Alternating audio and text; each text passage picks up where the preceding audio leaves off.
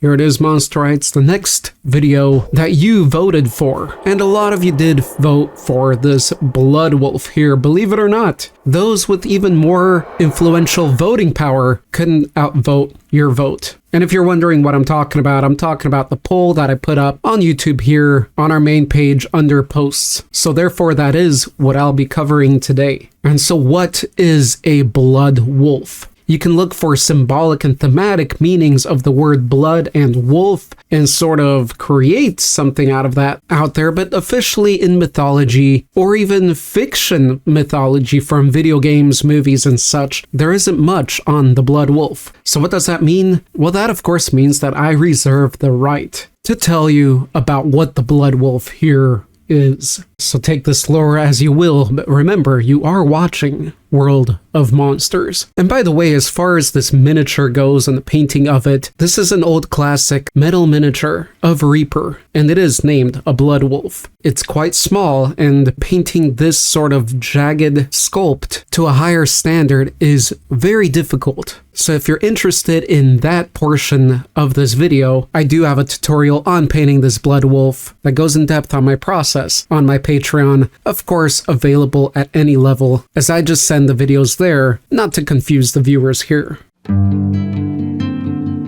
The blood wolf here is so named for the color of its fur, but from what locals observed and later researchers officially classified as. Apparently they couldn't come up with a clever naming for a canid with 6 legs, so blood wolf it was. It wasn't for any characteristic that it liked blood in particular, no more than any or most wolves for that matter. They are carnivorous, they will eat most any prey that is smaller than them, from bug and worm, to lizard, to squirrel, and any other mammalian, possibly and probably smaller wolves of other species, although that hasn't been recorded. Fights have, but not feeding upon such creatures. The 6-legged form is reminiscent and similar to some hellhounds out there, but it's still quite a different creature and much less ferocious than those. As far as ferocity and aggression, they are pretty standard among the wolf canid family. There's another species that grows larger that has sort of a mane going down its entire back.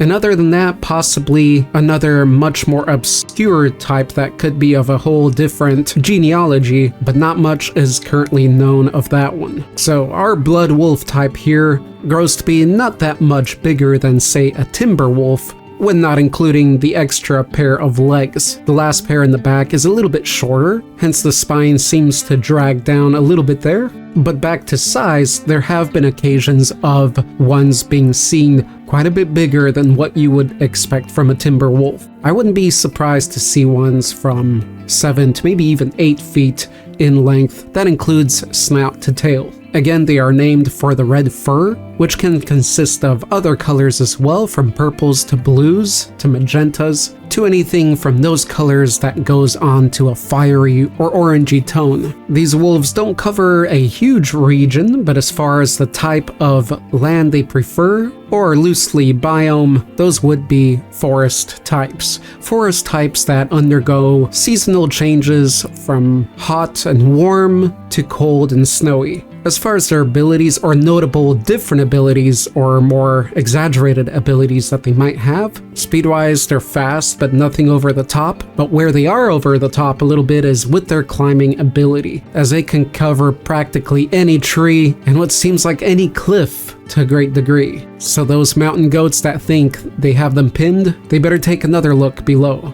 and they better do so quick. The adaptation of the red fur is still to be understood, but living in packs and the way they gather and the different flora they live amongst, featuring various colorful and red flowers, may help them blend in there. And also, as one druid once mentioned, when devouring a corpse in their family pack, as other canids, they enjoy rolling in different musky remnants of those corpses, but maybe these guys get a little bit messier with the fluids there, and I'm meaning the blood from the corpses that they're feeding on, as it's been observed that they can blend in rather well, rolling and laying amongst the bloody dirt of a large moose corpse dismembered body. There seems to be nothing intrinsically evil about these creatures, but rather that play a part in the balance of prey and predator in the beautiful circle and sometimes chaotic harmony of the natural world. And there you have it, folks. I hope you've enjoyed this little segment on the blood wolf.